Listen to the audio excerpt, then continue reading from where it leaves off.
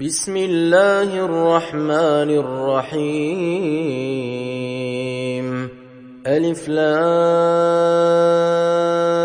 را تلك آيات الكتاب الحكيم أكان للناس عجبا أن أوحينا إلى رجل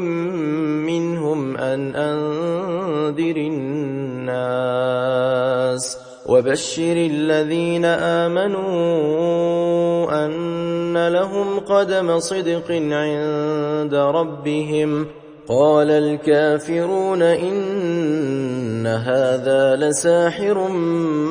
مبين إن ربكم الله الذي خلق السماوات والأرض في 6 أيام ثم استوى على العرش يدبر الأمر ما من شفيع إلا من بعد إذنه ذلكم الله ربكم فاعبدوه أفلا تذكرون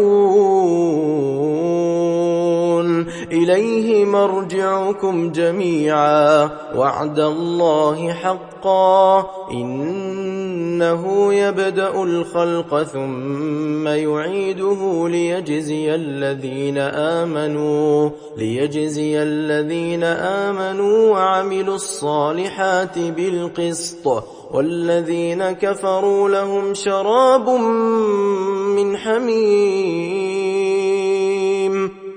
شراب من حميم وعذاب أليم بما كانوا يكفرون هو الذي جعل الشمس ضياء والقمر نورا وقدره منازل لتعلموا عدد السنين والحساب ما خلق الله ذلك إلا بالحق يفصل الآيات لقوم يعلمون إن في اختلاف الليل والنهار وما خلق الله في السماوات والأرض لآيات لقوم يتقون إن الذين لا يرجون لقاءنا ورضوا بالحياة الدنيا واطمأنوا بها والذين هم عن آياتنا غافلون أولئك مأواهم النار بما كانوا يكسبون إن الذين آمنوا وعملوا الصالحات يهديهم ربهم بإيمانهم تجري من تحتهم الأنهار في جنات النعيم دعواهم فيها سبحانك اللهم وتحيتهم فيها سلام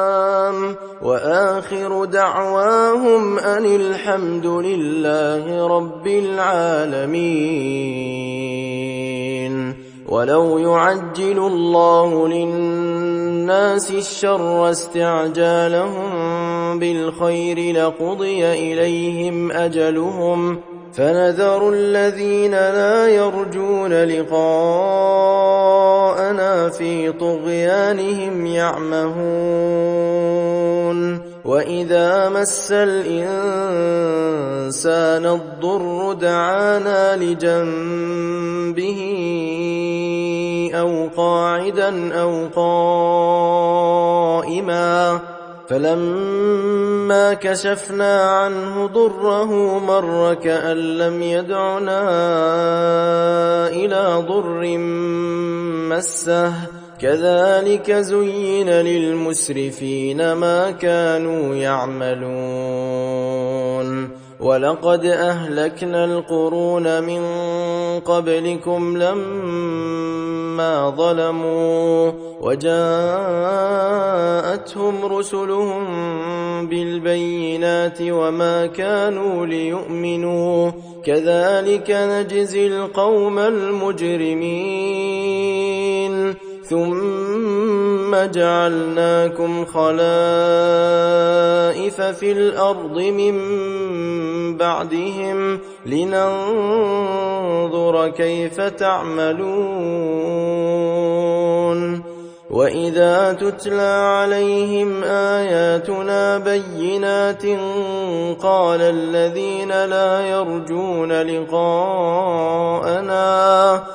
الذين لا يرجون لقاءنا ائت بقرآن غير هذا أو بدله قل ما يكون لي أن أبدله من تلقاء نفسي إن أتبع إلا ما يوحى إلي إني أخاف إن عصيت ربي عذاب يوم عظيم قل لو شاء الله ما تلوته عليكم ولا أدراكم به فقد لبثت فيكم عمرا من قبله أفلا تعقلون فمن أظلم ممن افترى على الله كذبا أو كذب بآياته إنه لا يفلح المجرمون ويعبدون من دون الله ما لا يضرهم ولا ينفعهم ويقولون هؤلاء شفعاؤنا عند الله قل أتنبئون الله بما لا يعلم في السماوات ولا في الأرض سبحانه وتعالى عما يشركون وما كان الناس إلا أمة واحدة فاختلفوا ولولا كلمة سبقت من ربك لقضي بينهم فيما فيه يختلفون ويقولون لولا أنزل عليه آية من ربه فقل إنما الغيب لله فانتظروا إني معكم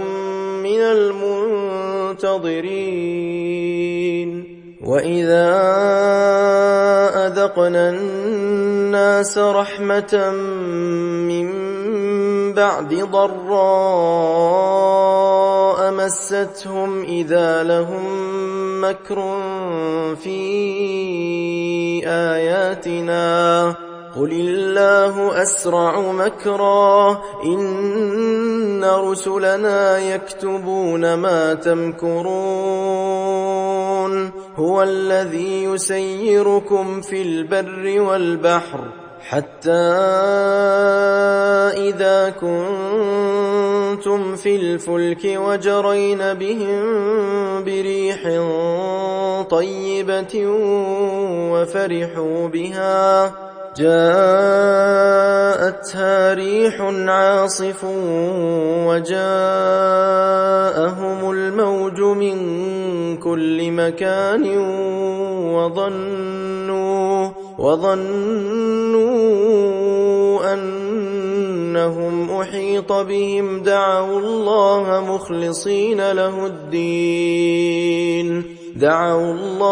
مخلصين له الدين لئن أنجيتنا من هذه لنكونن من الشاكرين فلما أنجاهم إذا هم يبغون في الأرض بغير الحق يا أيها الناس إن إنما بغيكم على أنفسكم متاع الحياة الدنيا ثم إلينا مرجعكم فننبئكم بما كنتم تعملون إنما مثل الحياة الدنيا كماء إن أنزلناه من السماء فاختلط به نبات الأرض مما يأكل الناس والأنعام حتى إذا أخذت الأرض زخرفها وزينت وظن أهلها أنهم قادرون عليها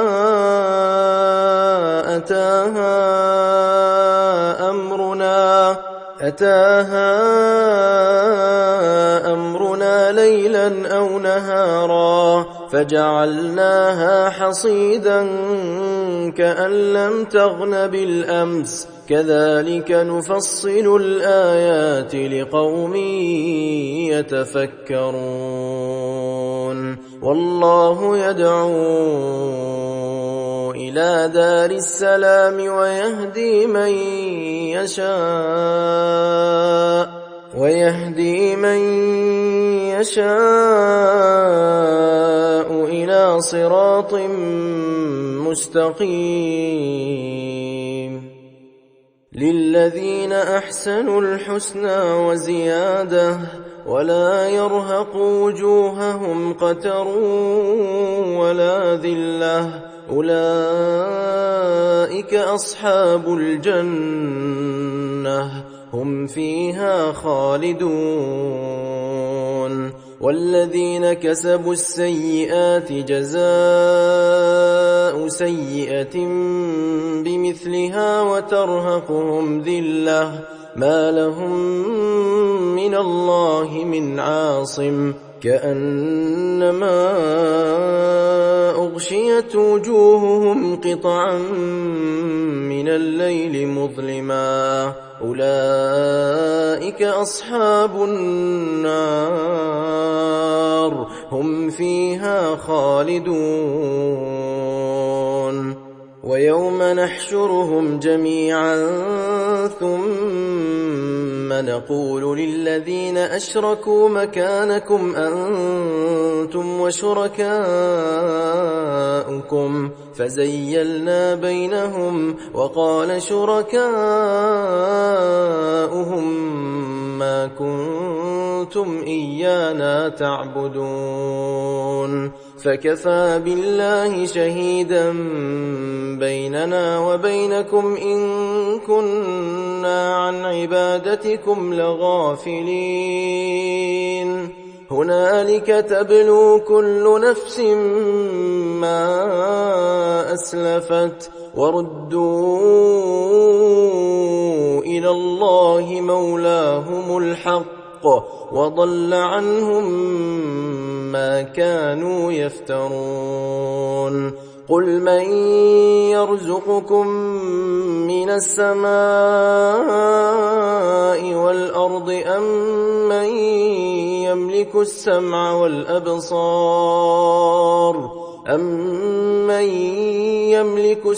والأبصار ومن يخرج الحي من الميت ويخرج الميت من الحي ومن يدبر الأمر فسيقولون الله فقل أفلا تتقون فذلكم الله ربكم الحق فماذا بعد الحق إلا الضلال فأنى تصرفون كذلك حقت كلمة ربك على الذين فسقوا أنهم لا يؤمنون قل هل من شركائكم يبدأ الخلق ثم يعيده قل الله يبدأ الخلق ثم يعيده فأنى تؤفكون قل هل من شركائكم من يهدي إلى الحق قل الله يهدي للحق أفمن يهدي إلى الحق أحق أن يتبع أمن لا يهدي إلا أن يهدى فما لكم كيف تحكمون وما يتبع أكثرهم إلا ظنا إن الظن لا يغني من الحق شيئا إن الله عليم بما يفعلون وما كان هذا القرآن أن يفترى من دون الله ولكن تصديق الذي بين يديه وتفصيل الكتاب لا ريب فيه من رب العالمين أم يقولون افتراه قل فأتوا بسورة مثله وادعوا من استطعتم من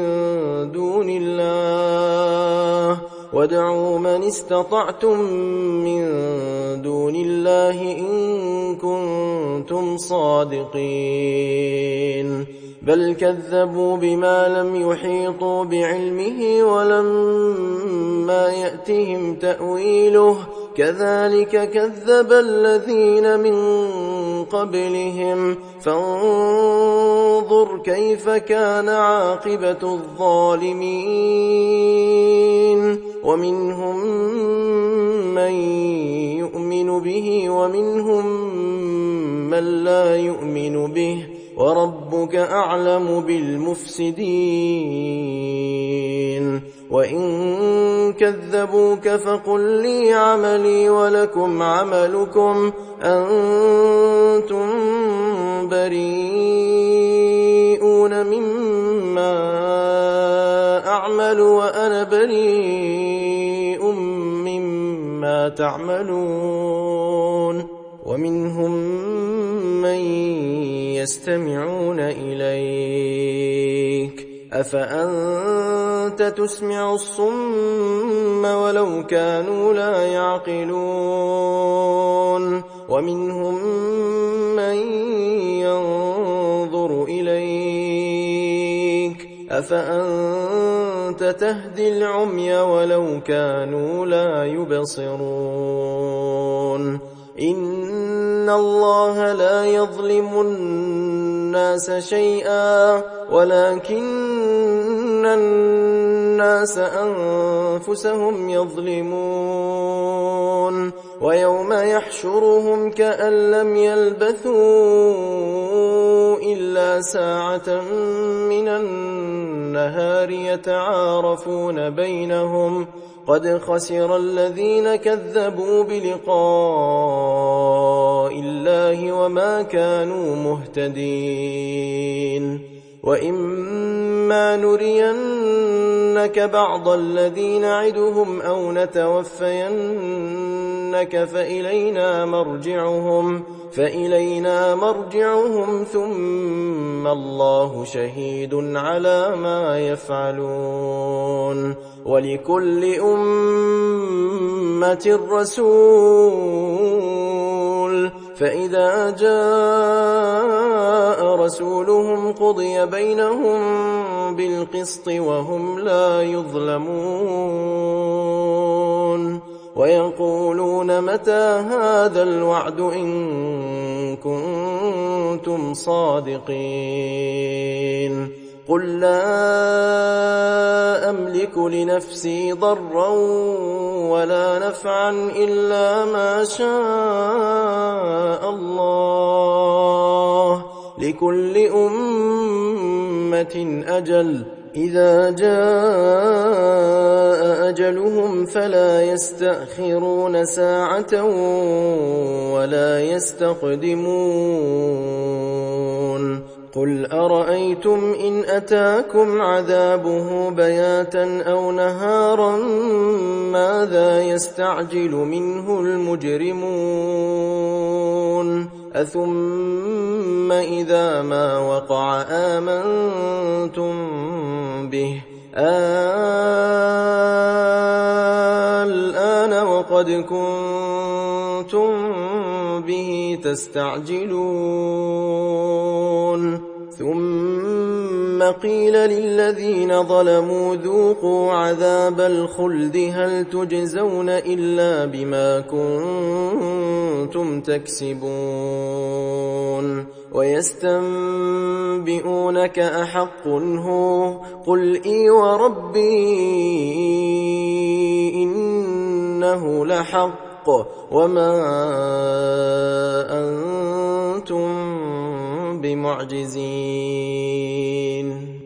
ولو أن لكل نفس ظلمت ما في الأرض لافتدت به وأسروا الندامة لما رأوا العذاب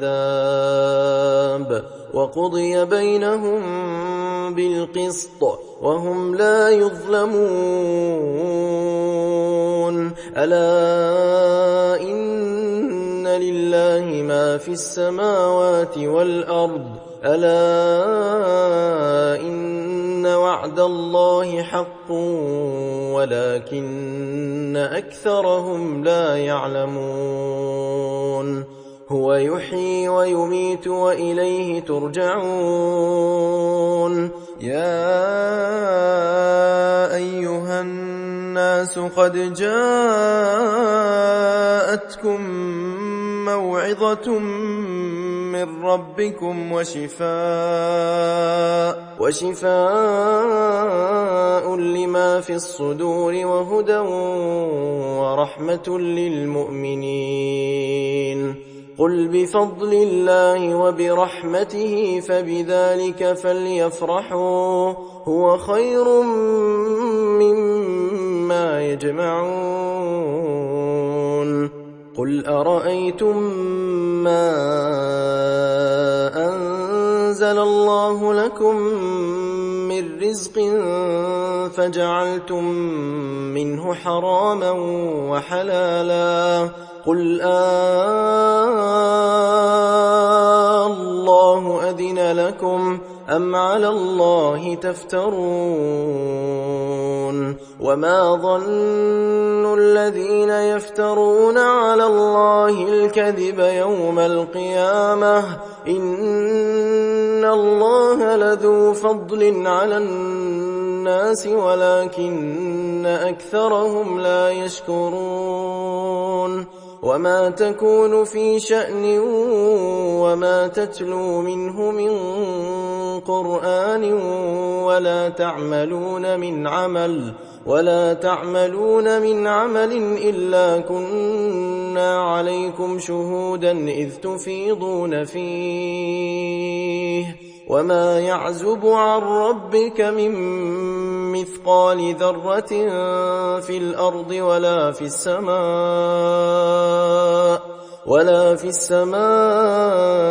ولا أصغر من ذلك ولا أكبر إلا في كتاب مبين ألا إن أولياء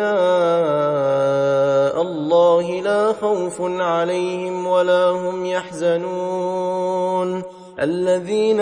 آمنوا وكانوا يتقون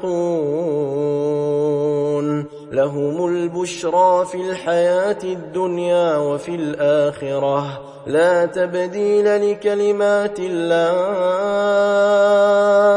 ذلك هو الفوز العظيم ولا يحزنك قولهم إن العزة لله جميعا هو السميع العليم ألا إن لله من في السماوات ومن في الأرض وما يتبع الذين يدعون من دون الله شركاء إن يتبعون إلا الظن وإن هم إلا يخرصون هو الذي جعل لكم الليل لتسكنوا فيه والنهار مبصرا إن في ذلك لآيات لقوم يسمعون قالوا اتخذ الله ولدا سبحانه هو الغني له ما في السماوات وما في الأرض إن عندكم من سلطان بهذا أتقولون على الله ما لا تعلمون قل إن الذين يفترون على الله الكذب لا يفلحون متاع في الدنيا ثم إلينا مرجعهم ثم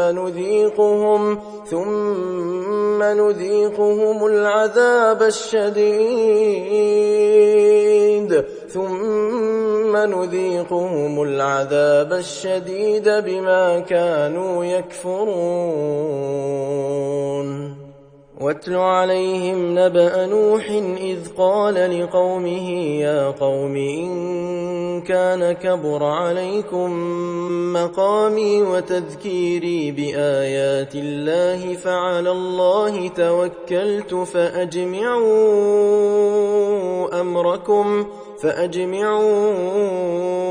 أمركم وشركاءكم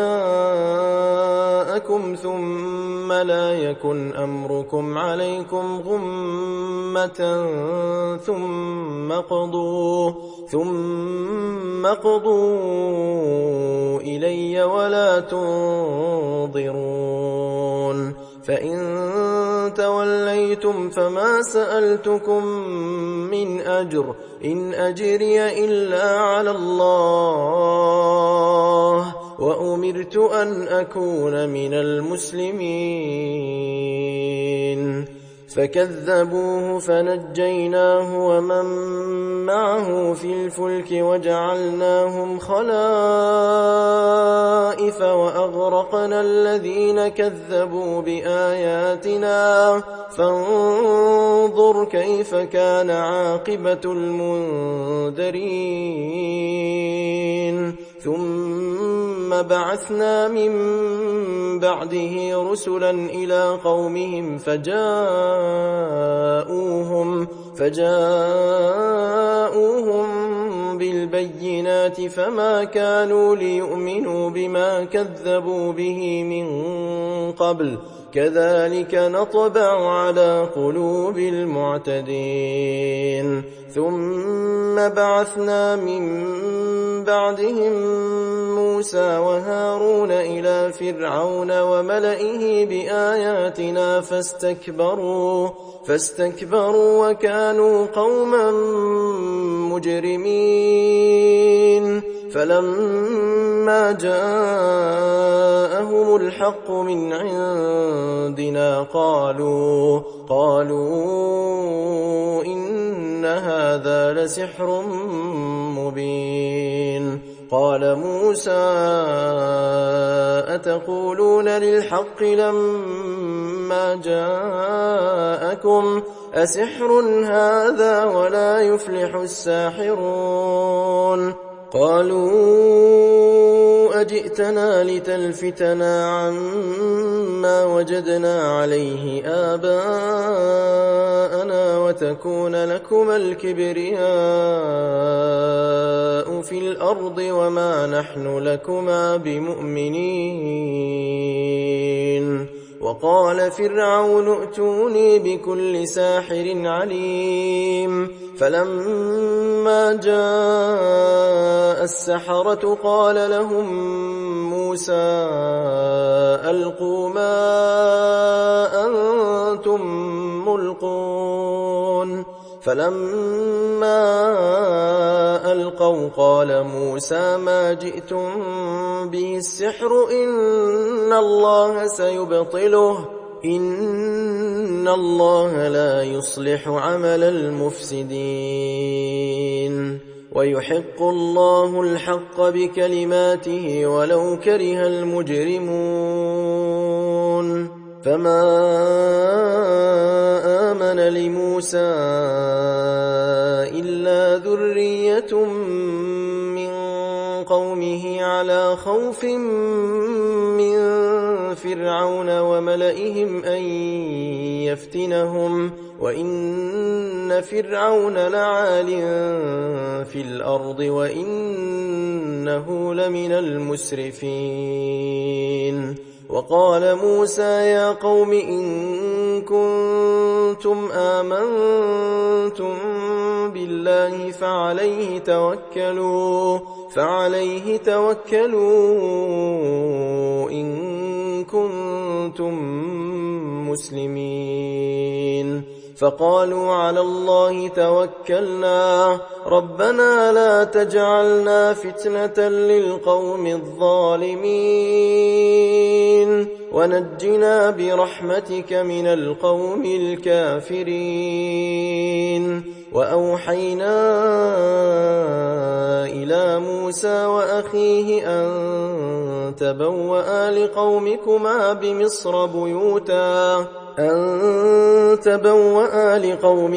بمصر بيوتا واجعلوا بيوتكم قبلة وأقيموا الصلاة وبشر المؤمنين وقال موسى ربنا إنك آتيت فرعون وملأه زينة وأموالا في الحياة الدنيا ربنا ليضلوا عن سبيلك ربنا اطمس على أموالهم واشدد على قلوبهم فلا يؤمنوا حتى يروا العذاب الأليم قال قد أجيبت دعوتكما فاستقيما ولا تتبعان سبيل الذين لا يعلمون وجاوزنا ببني إسرائيل البحر فأتبعهم فرعون وجنوده بغيا وعدوا حتى إذا أدركه الغرق قال آمنت أنه لا إله إلا الذي آمنت به بنو إسرائيل وأنا من المسلمين الآن وقد عصيت قبل وكنت من المفسدين فاليوم ننجيك ببدنك لتكون لمن خلفك آية وإن كثيرا من الناس عن آياتنا لغافلون ولقد بوأنا بني إسرائيل مبوأ صدق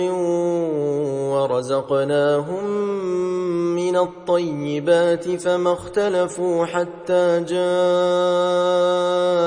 العلم إن ربك يقضي بينهم يوم القيامة فيما كانوا فيه يختلفون فإن كنت في شك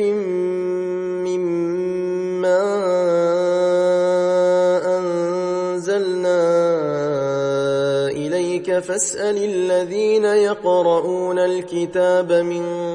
قبلك لقد جاءك الحق من ربك فلا تكونن من الممترين ولا تكونن من الذين كذبوا بآيات الله فتكون من الخاسرين إن الذين حقت عليهم كلمة ربك لا يؤمنون ولو جاءتهم كل آية حتى يروا العذاب الأليم فلولا كانت قرية آمنت فنفعها إيمانها إلا قوم يونس لما آمنوا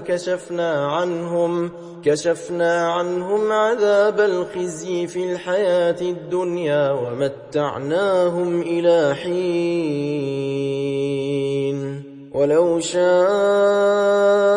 ربك لآمن من في الأرض كلهم جميعا أفأنت تكره الناس حتى يكونوا مؤمنين وما كان لنفس أن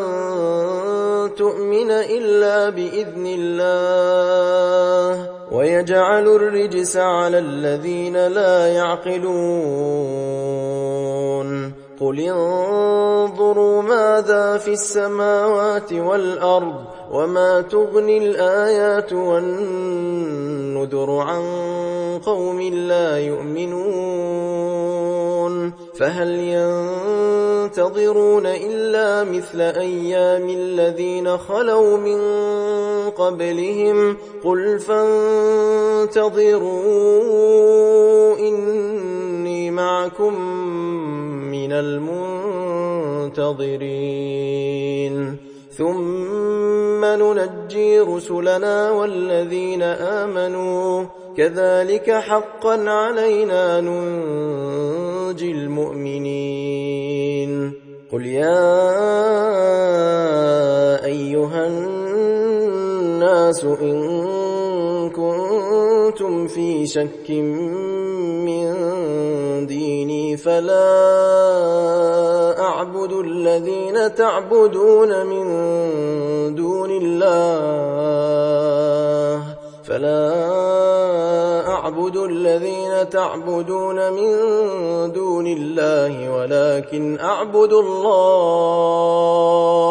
ولكن أعبد الله الذي يتوفاكم وأمرت أن أكون من المؤمنين وأن أقم وجهك للدين حنيفا ولا تكونن من المشركين ولا تدع من دون الله ما لا ينفعك ولا يضرك فإن فعلت فإنك إذا من الظالمين وإن يمسسك الله بضر فلا كاشف له إلا هو وإن يردك بخير فلا راد لفضله يصيب به من يشاء من عباده وهو الغفور الرحيم قل يا أيها الناس قد جاءكم الحق من ربكم فمن اهتدى فإنما يهتدي لنفسه ومن ضل فإنما يضل عليها وما أنا عليكم بوكيل واتبع ما يوحى إليك واصبر حتى يحكم الله وهو خير الحاكمين.